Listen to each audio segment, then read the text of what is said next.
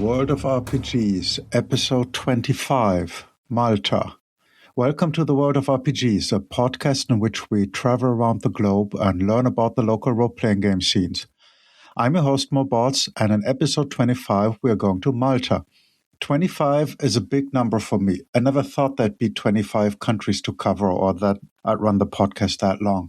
And there's still a lot of big places left. I'm estimating I can do at least another 25, and then we'll see what's out there. Big regions I've not covered yet are, for example, Northern Europe and Southeast Asia, but there are also places like India, Italy, and indigenous Oceania, which I haven't covered yet. And yeah, they all started with I. And of course, Africa is still woefully missing, but I'm working on it. Speaking of Africa, let's get to a country that is very close to it, Malta. This country might not be known to everybody, though you've probably heard of the Maltese Knights, so I'll give a short overview as best as I can. Malta is a country consisting of a main island called Malta and a smaller island called Gozo, and is situated in the Mediterranean Sea right between Italy and Tunisia. It's a very interesting mix of cultures since peoples like the Normans, Arabs, Italians, and the Knights of Malta have left an impact on the island. While the Ottoman Empire wasn't able to conquer the island, the French under Napoleon were, and Malta later became a British colony and was an important site in World War II. The island has been independent since 1964 and is a member of the European Union. The population is about 500,000, that's like the size of my hometown. While English is widely spoken on the island, there's also the Maltese language, which is an interesting outlier in Europe, not only being the only Semitic language in the EU, but also the only Semitic language written in the Latin alphabet. In simplified terms, it's kind of a mix between medieval North African Arabic and a lot of Italian loanwords, and then has moved from there.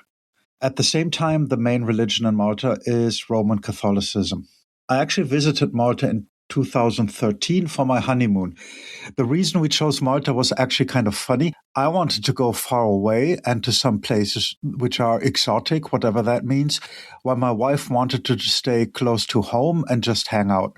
She even suggested a mountain range some 50 miles from where we lived back then. Malta was compromised because it was convenient for us, being reasonably close by plane, with inhabitants that speak English and the euro as the same currency like in Germany.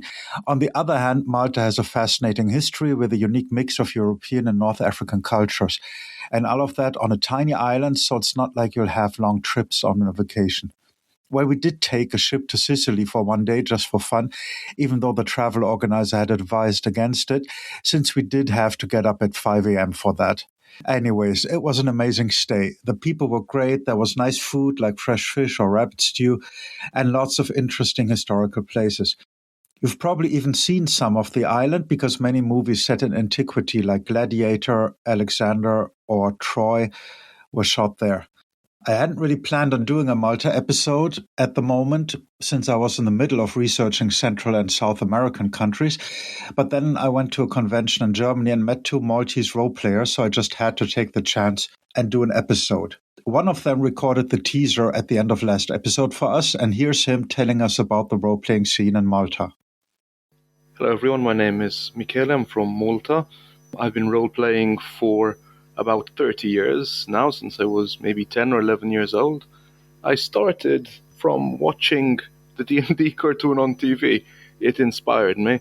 From there I started looking at books and similar ideas in local libraries and bookshops, but it was already a niche hobby on an island with a small population and it was difficult to get into.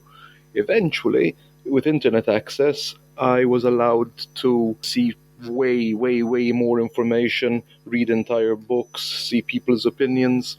And I started playing when I was about 15, 16, putting together what I understood of the rules, convincing my friends to play. And then video games came in. And a lot of what I didn't understand, I just took the video game equivalent on. And that's how I started. Since then, I've played dozens of systems, including different homebrew and independent ones, as well as many popular ones. And to this day, I'm still enjoying as many RPs as I can fit in my free time.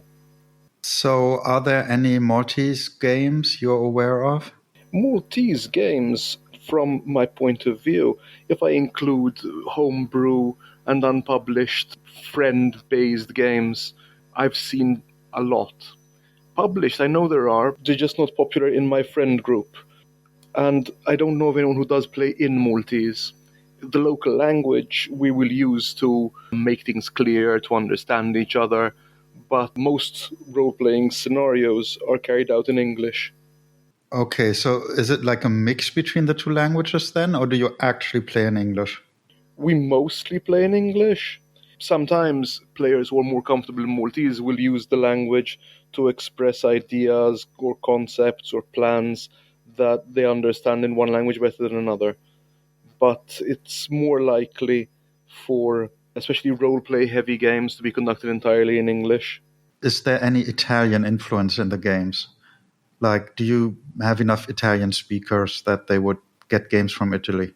It is possible. We're more likely to use Italian expressions, but that is funnily age-gated situation because up until the early 90s, Italian television was all we had access to, being that television was broadcast over radio waves. We'd pick up mainstream Italian television as well as local. And obviously, there was more entertainment there. And the vast majority of Maltese people, let's say over 30, speak fluent Italian. The younger generation never needed to. So that was lost. So whereas most of us can speak in Italian or can make references to Italian culture or pop culture and understand each other, younger people wouldn't. And we have set games on intellectual properties we saw in Italy or we saw from Italy, even if they were from America or France or Spain. So we would have based them on that. The vast majority of the anime scene in Malta started in Italian because it was all we had access to, but it being very popular there, it became popular here. Eventually, yeah, the English subs and dubs were available, but pre-internet, we had Italian entertainment, which means learn Italian by osmosis. But actual Italian RPs, I don't think so. So where do you actually play? Is it in some cafes or at home? We have several clubs dedicated to role-playing, wargaming, and board games. I myself am a council member for Wars, one of the oldest clubs on the island. It's located in Floriana, just off the capital city. We have a whole building that is owned by the club as a non-profit organization and organized by a committee and volunteers in order to give people room and props for role-playing, board games, and war games. But there are several others too, and dozens, maybe hundreds of people who play at home and online. And which games are popular in the club? Most popular are D&D, 5th edition, and 2024, Call of Cthulhu. I've heard people play Daggerfall, Blades in the Dark, and a number of indie games. There's quite a variety, and Pathfinder, and Starfinder, and Pendragon. There's a lot of variety. We are, as an official group, just over 120 people, but just because those are our registered members, they will still bring other friends in, and those other friends will bring their ideas, and before you know it, the same person is playing 4 systems, which is easy if you're not the GM. So I pick out one game from that group, and that's Call of Cthulhu, for the obvious reason that that's set in the real world. When you play Call of Cthulhu, is it set in Malta or in the published settings? Both. I am currently involved in a Masks campaign, which has been ongoing for about 15 months now. We're okay. Our kill count is a little low, but we're happy. Sorry to interrupt you. That's Masks of Nyarlathotep, isn't it?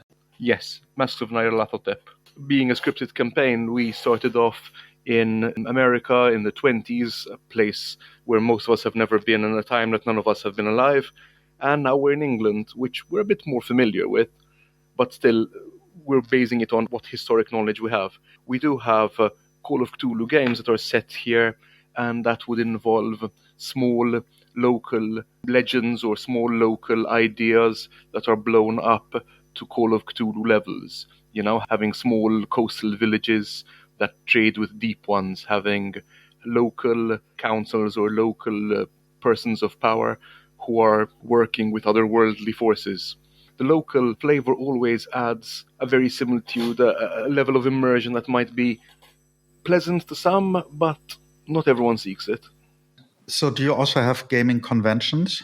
Yes, it started off about 12 years ago with our first Comic-Con, which was held in a local an event hall and had a few hundred people. That same Comic Con now is one of the biggest on the island and moved up to the biggest available hall, which is in a small arena compared to international, but still has become one of the most popular of the year. And along with it, there are about 5 or 6 minor conventions and another major one that's more dedicated to esports and video games, but has games like Blood Bowl and organized games like Kill Team creeping in.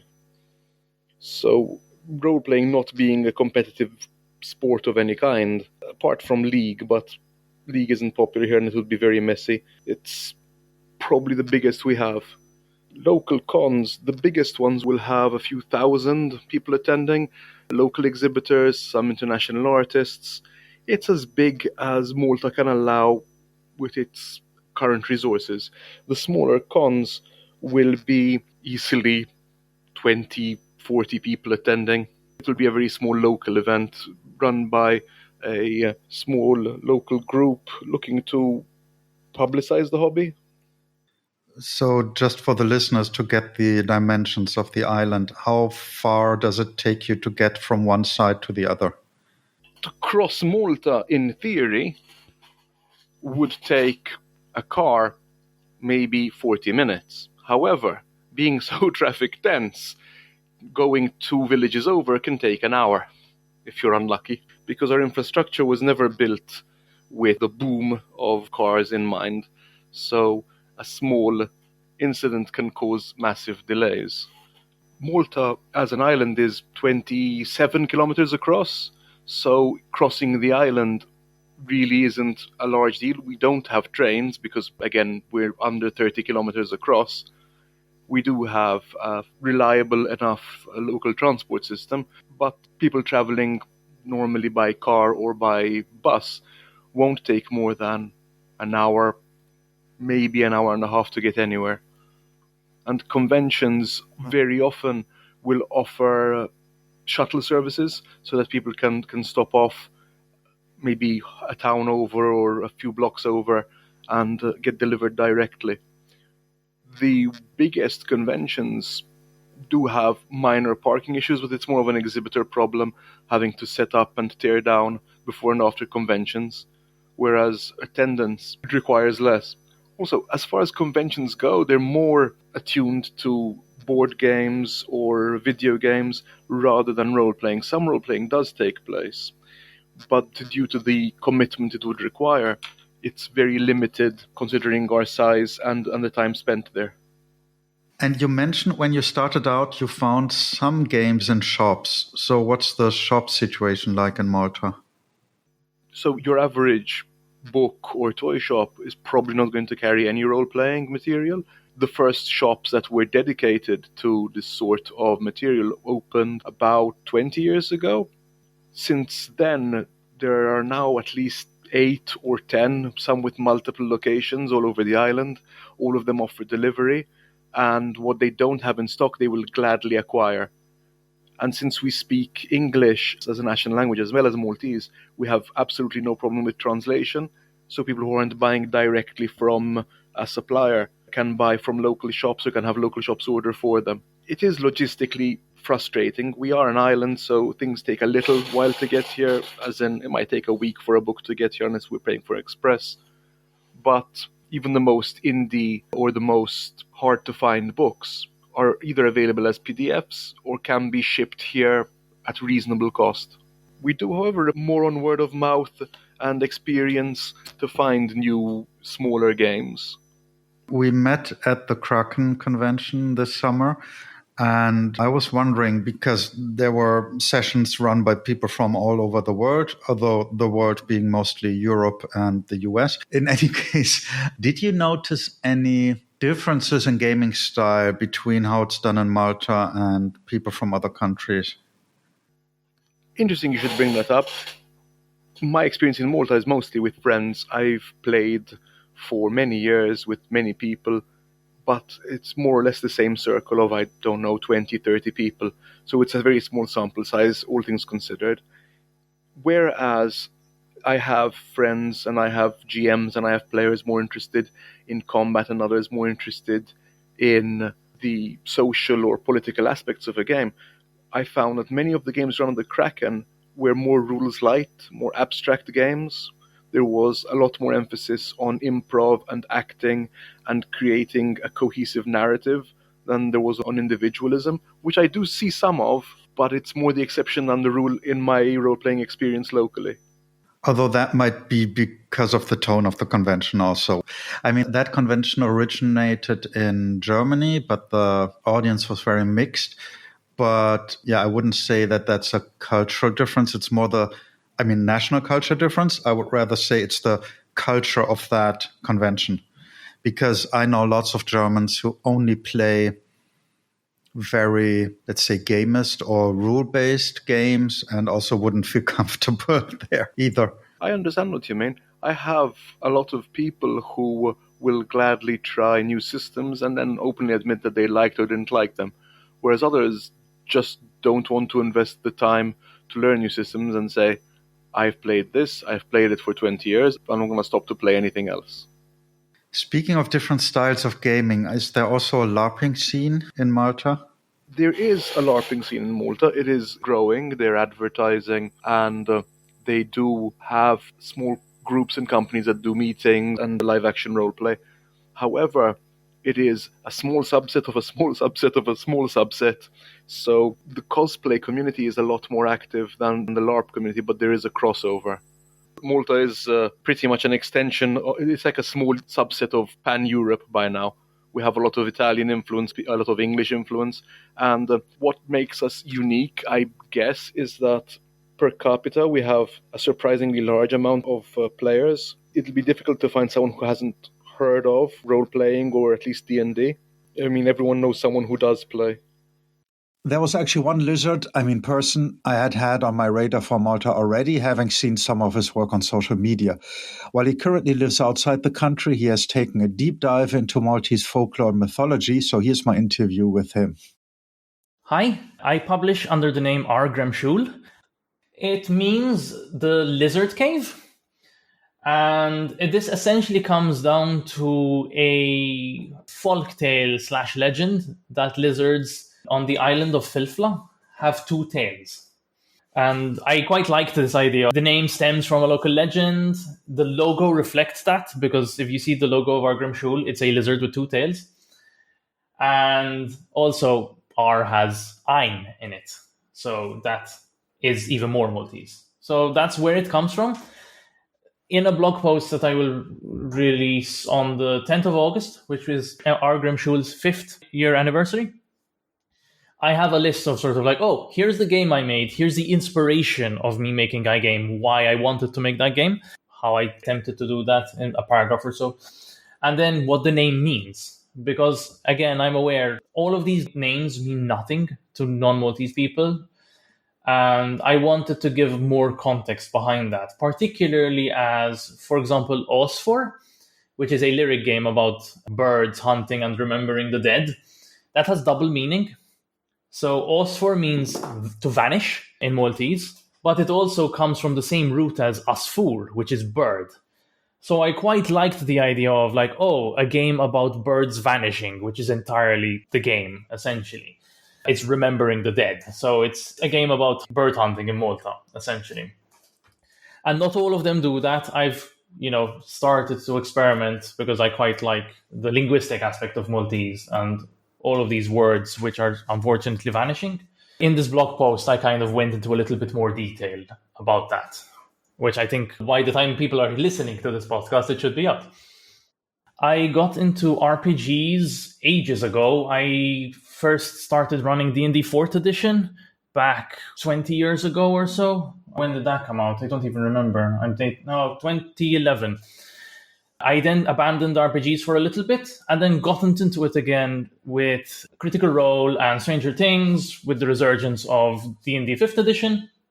Since then, I've sort of gone off and done my own thing, which we can get into, and also running other indie RPGs such as Microscope, Dread, Trophy Dark, and I have a whole host of RPGs on my shelf that I really should get into. Yeah, dread is always a problem if you're at a game club because it's so loud. Also, you have to have a Jenga tower, which I guess if you're at a game store, that shouldn't be a problem. But they're also difficult, like they're heavy to carry around. So you're originally from Malta. Do people play in Maltese or in English when they play? Well, I think it would be a mixture of both. The Maltese people in general have a tendency of code switching between Maltese and English. So depending on who you're playing with, if everyone speaks Maltese, then when I've run games, it's normally English as a default because the rules are in English, but then certain things, either colloquialisms or things that are easier to explain in Maltese, I would use Maltese for that. So it would be a mix. If you're running games with foreigners or people who don't understand Maltese, then obviously English isn't an issue. But yeah, code switching is very common. As we usually talk about language and language differences, what's the term for role-playing game in Maltese? I don't know if there's an official term, honestly. Again, English being an official language in Malta means that most people don't tend to think about this sort of thing, which is something I've kind of pushed back on in my work. I use the term lopta ruoli, which is a literal translation of role-playing games. Lop, which means games, ta ruoli, of roles. So you have a website where you have a couple of games. Can you talk a bit about what you're doing there? So I started making my own stuff back in 2020 during the pandemic. I saw a game jam online on itch.io and it looked interesting. It was basically make an RPG for a game that isn't an RPG, essentially. And I thought, oh, you know what would be interesting? Make an RPG for a folk game. And that turned into Rawishta, which is my first published game. And then that set the ball rolling for other games that I would end up making. But that started in 2020 during the pandemic. And I had already been sort of thinking about making games that were considered local, so Maltese focused. I originally wanted to do sort of a D&D 5th edition supplement that was Maltese focused. So how would Maltese folklore monsters look like in 5th edition? But the more I dug into it, the more I realized actually 5th edition as a rule set has its own hang-ups, has its own assumptions baked into it that I don't know would fit very well with Maltese stuff in general. And I'm sure people have done this locally where, they go off and make a homebrew setting and this sort of thing. I'm sure it's been done before. But I figured, I don't really want to put a square peg into a round hole, so to say. I kind of want to do this properly. But then I also figured I'm not actually a game designer. So if I want to do this properly, maybe I should start small and then build up. So I parked that for now and I keep doing, research on the side. But in 2020 is when I started making smaller games for game jams. I had a few ideas in mind when it came to making games in this way. And one of the things I wanted to do was making sure that when I published a game, it would be both in English and in Maltese. The reason I did that was I was very aware at the time that there were these articles going around that Maltese is considered to be digitally extinct. And I saw somewhere on UNESCO as well where Maltese is considered to be endangered as a language. And that kind of scared me because this shouldn't be the case. I understand that English is an official language and it's much easier for people with a knowledge of English, to work predominantly using English. But the more I dig into the Maltese language, the Maltese culture, the Maltese folklore, there's a lot of stuff there that I feel would be lost if you don't operate in Maltese. So that was one of the reasons whenever I release a game now, it's always in English and in Maltese. And I don't expect anybody to engage with the Maltese versions in any way, unfortunately, because even locally, it's much easier to run a game in English. Even reading Maltese, if you're not used to that sort of stuff, all of the terms are foreign. It took me a long time to figure out how to translate certain things. So it's mostly as a language reclamation exercise. It's a proof of concept, rather, but I really want it to become more popular in a way. Obviously, acknowledging the fact that we are 500,000 people, a sizable amount of expats and diaspora in Australia, Canada, the US. That's not a lot of people, really, that will engage with this language. But I want it to exist, and hopefully other people will like the fact that it exists. There are other reasons I wanted to make games in this way. So again, like I mentioned, I really wanted to highlight Maltese folklore, history, and culture, predominantly because a lot of this stuff I think tends to be locked behind books that are hard to find, have short print runs, are quite niche. And I think there's an interest there with all of the Maltese stuff, especially the stuff that isn't things that people might know of immediately. So like most people know about the Great Siege of Malta, most people might know about World War II and Malta's role in that, maybe the prehistoric temples. But there's a lot of really interesting stuff on the sidelines, in the edges. It's like, oh, what was Malta doing in the Arab period? What was Malta doing in the 17th century? During the time of the Knights, apart from the Great Siege. And there's really interesting tidbits, especially if you look into stuff that historians are doing, like on the sides, what was happening locally. So I thought that was interesting, and there's a lot of really interesting stuff that you could use for game development. And my last bugbear, because I'm going to go on forever, I wanted a bibliography of further reading material, so that if people were interested, they were like, oh, I really like the idea of this game or the theme or tone of this game. Where can I learn more about what's going on? I wanted a bibliography. And I wanted to credit any images used. I am not a graphic artist, so a lot of this was public domain, especially with stuff that was published either locally in books that are now in public domain. And there's a lot of illustrations there that I thought was really cool. And it really annoys me when no one gives credit for the stuff that, where did this come from? So I wanted to make sure, like, oh, this is an image I'm using for my game. Here's where it came from, down to the page in the book that I grabbed it from. All of those were sort of like my operating pillars for how I wanted Argram Shul to work. To come back to the language part, so they're available bilingually, correct? Yes. Which terms were the hardest to translate? Roll a die was quite interesting because when I tried to translate that, the closest I could find was throw a die.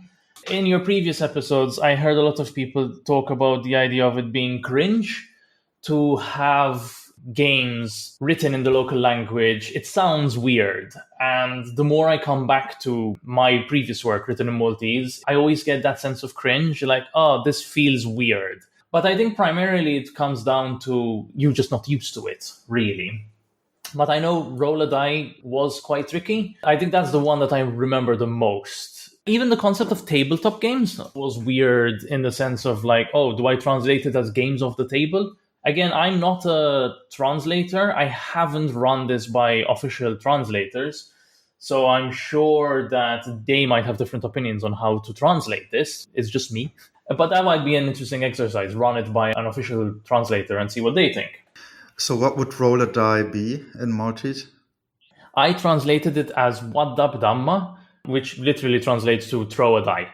Waddab definitely comes from Arabic, and Waddab literally means to throw, like to chuck something. It feels weird to me because it's like, am I really throwing a die at a person? No, I'm just, rolling. So many of the games you have are solo games. Are you aware of people in Malta playing these? Are there like records of that? People having played that? So that's an interesting question. And the answer is I don't know. I don't really know if anyone is playing the games I make, quite frankly. I know, for example, based on the stats I have on itch, Rowishta is the biggest game in terms of outreach and distribution, in terms of the amount of people playing it. But that's kind of cheating because I put it into a lot of bundles. So whether or not that translates to it being played, I don't know, because a lot of the games in these bundles, people just download everything and then never really touch them because you downloaded a lot of games. I can attest to that because if I look at the analytics for Rowishta, again, I released in English and Maltese. I have 7,000 downloads for Rowishta in English and 2,000 downloads for Rowishta in Maltese. I highly doubt anyone is playing the Maltese version. It's not that popular. And even if it were, it would have been mentioned somewhere, either in local news or whatever, and none of this has. So my expectation is I knows I exist and is playing any of the games that I'm making, which is both fine by me. I'm not really great with marketing in that sense, so I find it very difficult to put myself out there and constantly retweet stuff on social media about the things I'm making. So unfortunately, a lot of the stuff I do tends to be I release a game and then it just disappears into the wind. And that's on me. I'm not really aware of anyone that has played stuff locally. I know there have been people that have played my games abroad. So I know there's one particular person who I think he's part of diaspora who downloads every single game I make. That is interesting to me. And on my website, I tend to troll the internet to see if there's anyone playing my stuff. For example, I found a YouTube video of someone playing Isaflenin, which is a solo story writing game set underground. And they actually go through the process of engaging with the game, writing the story. So that was really fun and really interesting to me because I got to see how people play my game and also off the cuff sort of like feedback about the game. So I thought that was really interesting. But those are few and far between, unfortunately. You're partially right in that I do make some solo stuff. So Rowishta and Isaflenin, which were the first two games I made, were solo story generation games. I tend to do a few lyric games as well, which, I mean, depending on how you classify them as being solo or not, they're lyric. And then I've started experimenting with multiplayer games in terms of how would they work. So I have a cooperative game, which is the last game I made, called Ibkhra Awiya, where you essentially try to avoid tragedy at sea. And I have a co-op competitive kind of game called Arajay al-Mawtalik, which is inspired by a local folk game as well. At the moment, a lot of it is experimentation, trying to see what works, what doesn't, what is interesting for me to make, sort of seeing what sticks, really. One thing you mentioned before is the Maltese folklore or certain creatures or monsters from there, and you thought about adapting them for 5th edition. So what would be examples for specific Maltese monsters we wouldn't be aware of? So there's a story there. There's a particular book that really got me into starting this project, especially from the Maltese perspective, by Stefan D. Mifsud, called The Maltese Bestiary. And it's what it says on the tin. It's a list of Maltese folklore creatures and, folklore plants, how they would be used medicinally and or otherwise.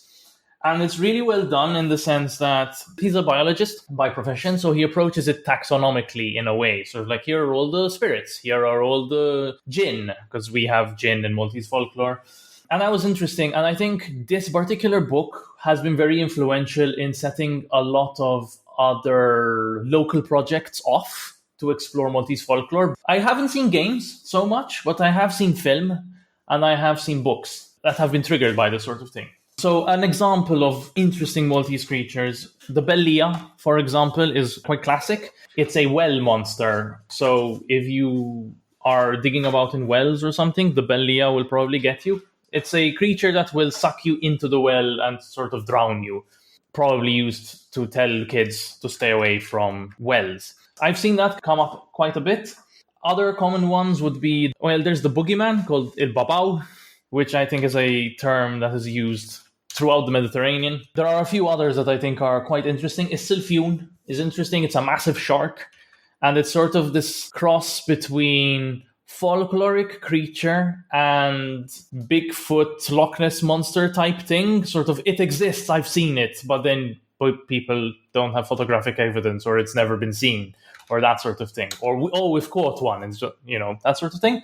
There are a few I could go on forever. I think the jinn aspect of Maltese folklore is really interesting because it really digs into the Arabic substrata of Malta in general. So even stuff like, in Arabic, for example, Mijnoon would mean crazy, and it's the same in Maltese. But Mijnoon literally comes from affected by the jinn, based on the root of the word. So all of that sort of stuff, lexically and linguistically, is also interesting to me because it gives hints as to what Malta was, and also what Maltese fantasy could be if you extrapolate from that. That's one of the reasons why, for example, Isaflenin is named as it is.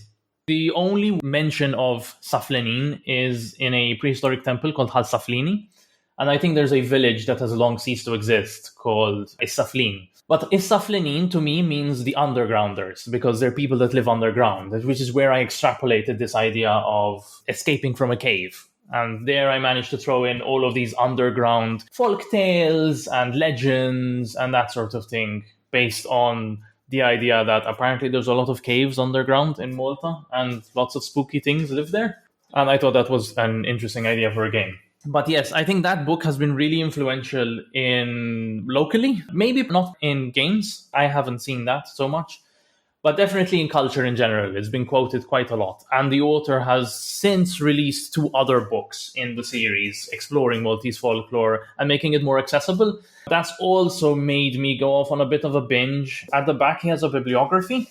So I've kind of tried to make sure I have an academic background. So I wanted to make sure I went to the source. So it's been a passion project of mine to try and acquire every single item on the list of references at the back, which has since become its own adventure in a way.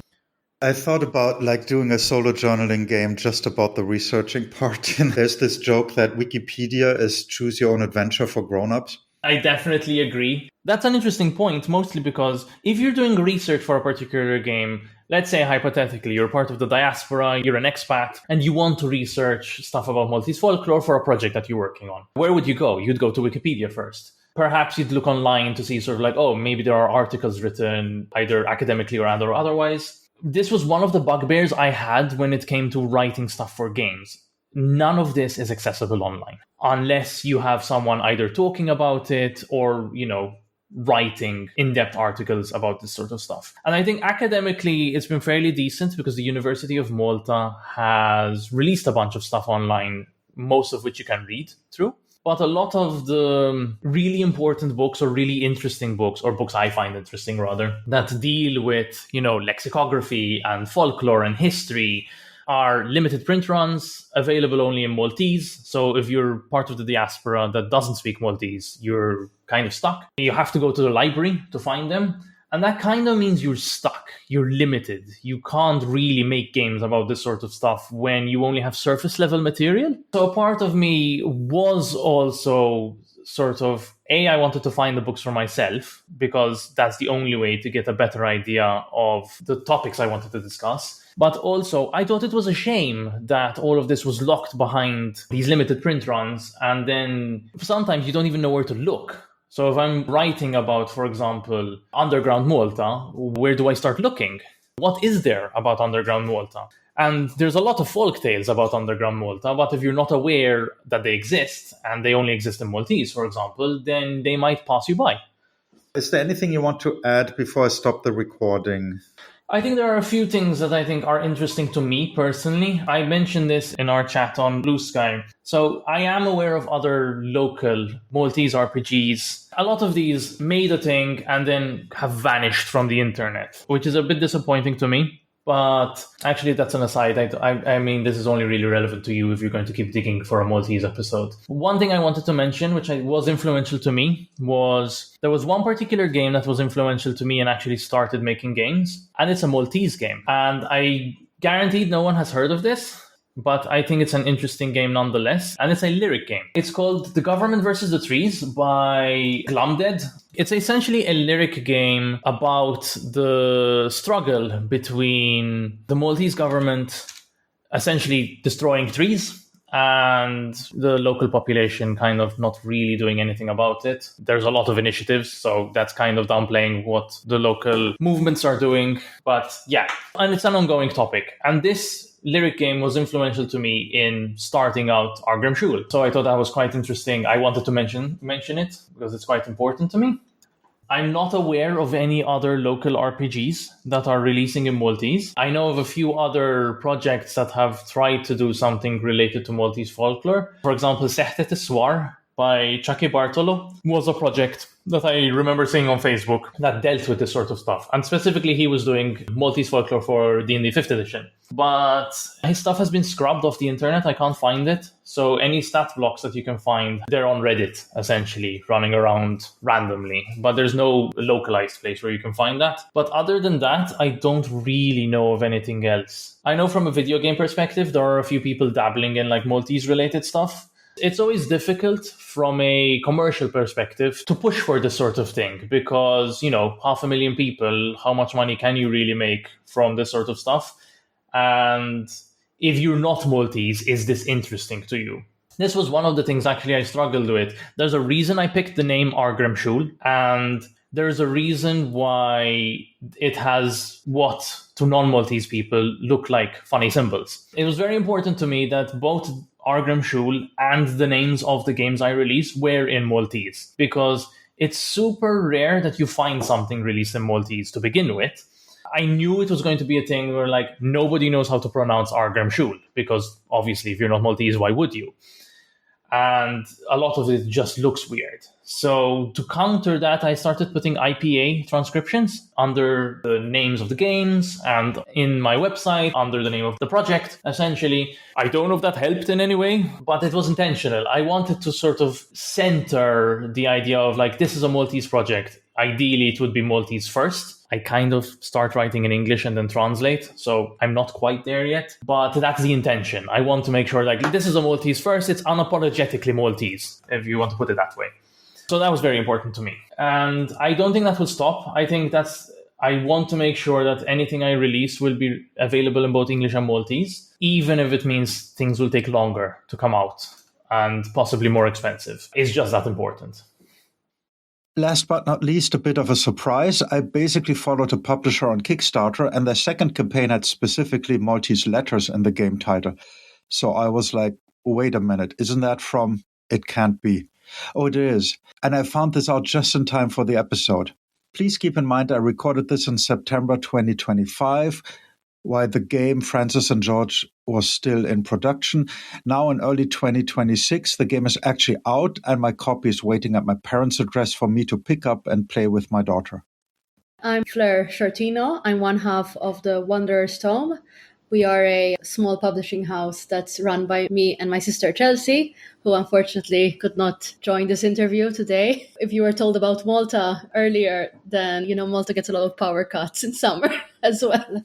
So I got my start with role-playing games probably now around 10 years ago. Started out as a big fantasy RPG fan, and especially the game Dragon Age. And that kind of obsession in that game led me to discover the role-playing game of Dragon Age.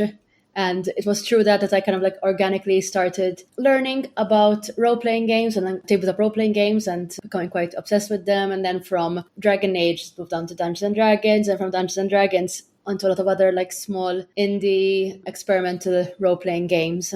And so I'm assuming you got all the stuff in English.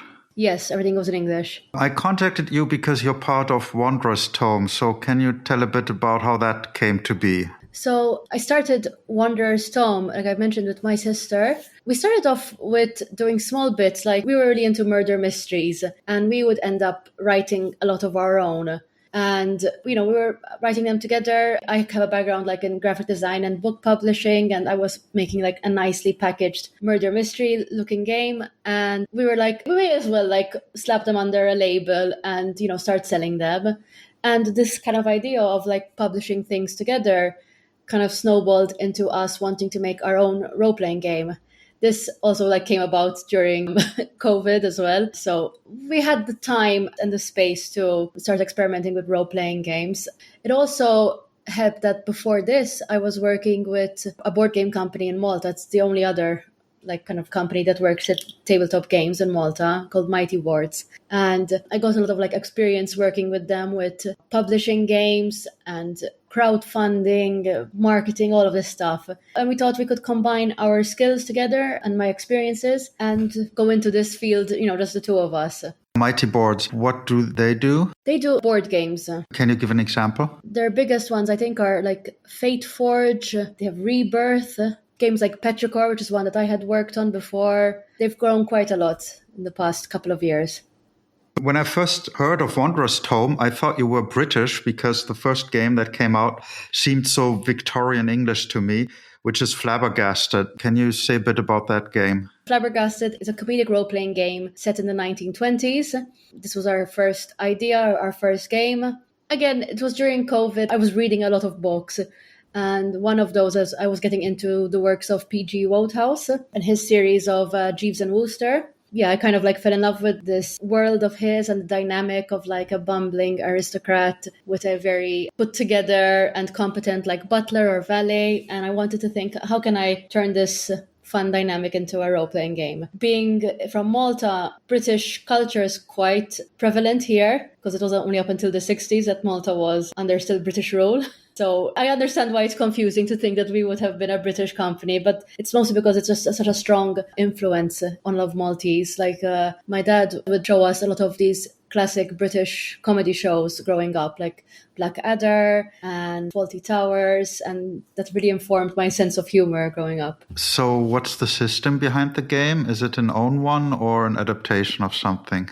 The Flabbergasted system is one that we developed. It's quite a straightforward system. We just use a simple dice pool for basic stat checks, but the main focus is on these narrative abilities that we have in the game called scene cues, which allow players to influence the direction of a scene. It's kind of emphasizing that the game should be played really collaboratively. You know, it's not about combat or winning. It's about let's construct like the funniest version of the story that we can. So about the content, I'm not quite sure. Is it like a crime-solving thing or is it just like weird adventures? So in Flabbergasted, the main gameplay is about setting a social club together. And the social club is themed around something. It could be like a literary club, a racing club, a gardening club. And as you start the game and you've designed this club with the rest of your club mates, your club is immediately threatened to be dissolved, dismantled. And you have a rival club that is always trying to one-up you.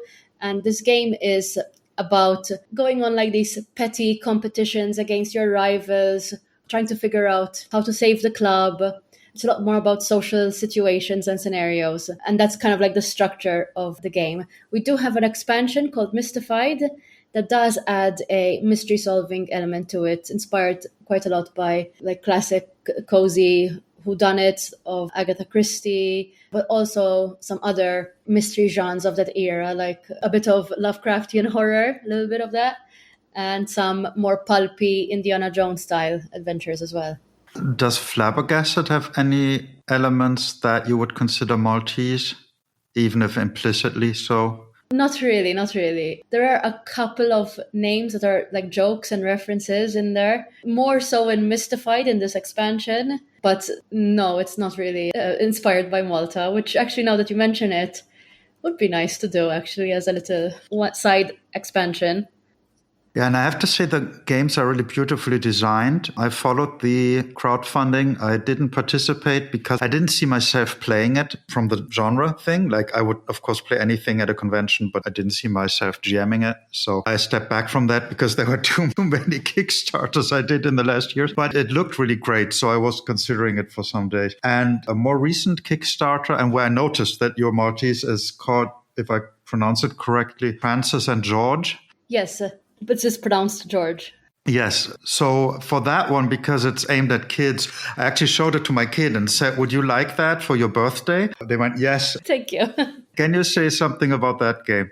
This one is more of a game that we're doing as a experiment, but also like a passion project at the same time. We are doing it in collaboration with another Maltese artist and creator. Like she published a lot of children's books, and she's the one who came up with Francis and George. Like it's a little world of these young kids who are based on a lot of like Maltese culture, and like a lot of their names are based on Maltese names, and we have like it crossed over a lot of interests of ours. We're like, we want to make a role-playing game for kids. Partly we just think it's actually quite useful for kids to get into role-playing games. Like we do believe in the benefits of that and have like kind of looked into it and seen it from our own experiences. But there's also like that sort of a selfish element, which is that the earlier we get kids started into role-playing games, the better for our company as well. You know, Malta does not have the biggest role-playing game community. So we're like, if we can get more awareness at a younger age,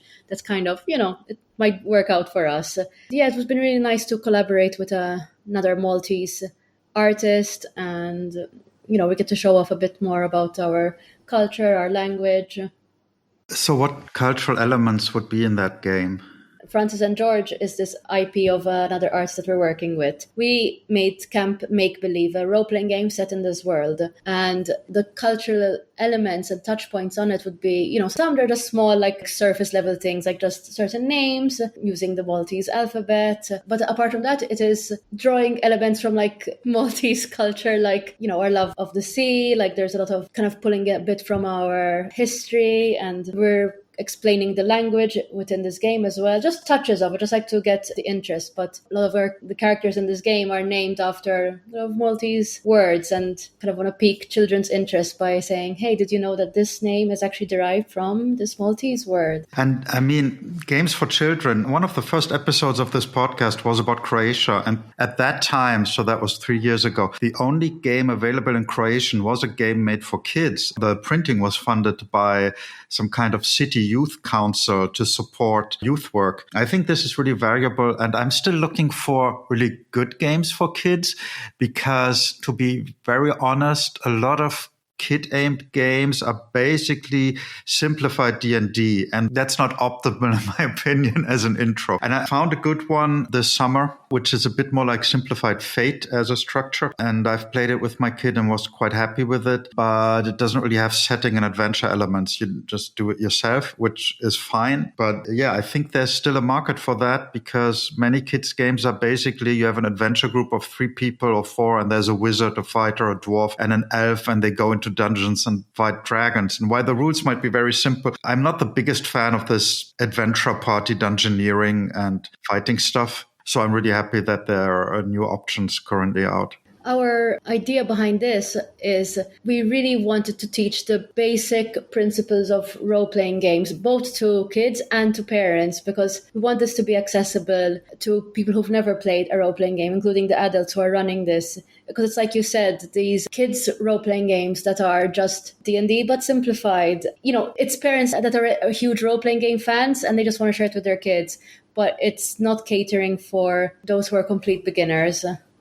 We also got an arts fund to help develop it, which has been really helpful. I think there is a market for kids' TTRPGs. I think we're still trying to figure it out, like what's the best way to approach a kids' game TTRPG. So it's been really useful to have a fund to allow us to kind of experiment and take this risk. Without it, it might not seem like a huge incentive to, put all of your efforts into developing a game that you're not sure how it's going to be received or if it's something that parents will get for their kids.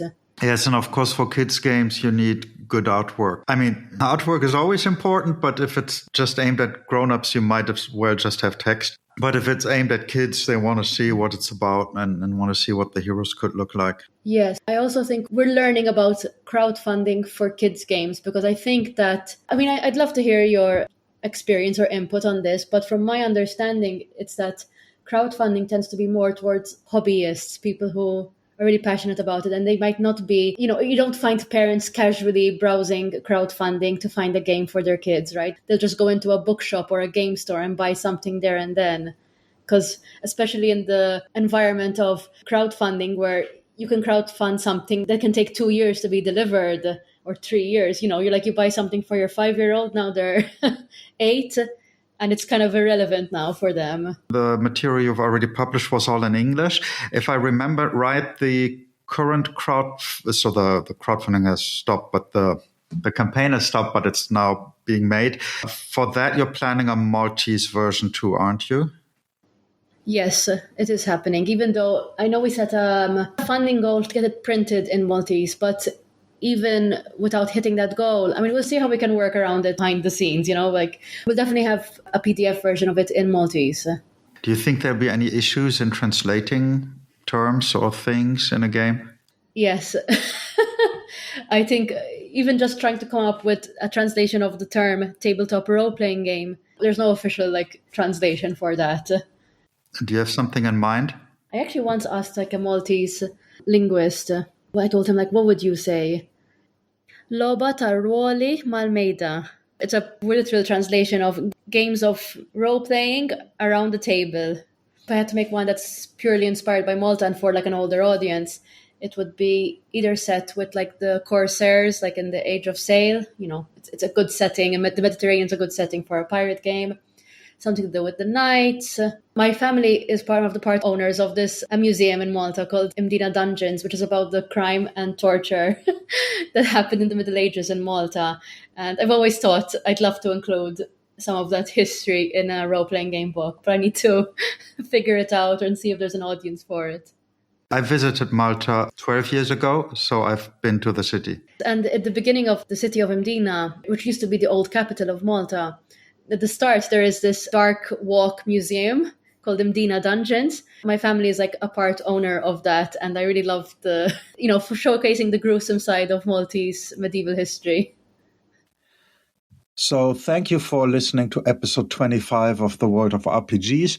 The intro music was Battle of the Dragons by Thomas Muzio and the logos by Ayberk Karakash. A special thanks goes out to all my Maltese interviewees that helped bring this together. As always, you can find links to their games or organizations in the show notes. Please follow and like this podcast on your player of choice or the social media you follow. And for the next episode, we have another world premiere. While Malta has a small but thriving RPG scene, this might be the first ever reporting on RPGs in the country. The following 12 seconds of a gaming session are from a WhatsApp video message sent to me. In the video, there's a man standing behind a GM screen holding up a character sheet. At the table, there are 3 women and a man grinning. Role-playing games are really played everywhere.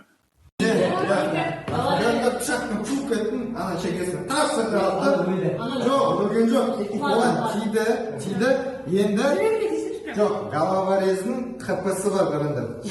32 kapısı var.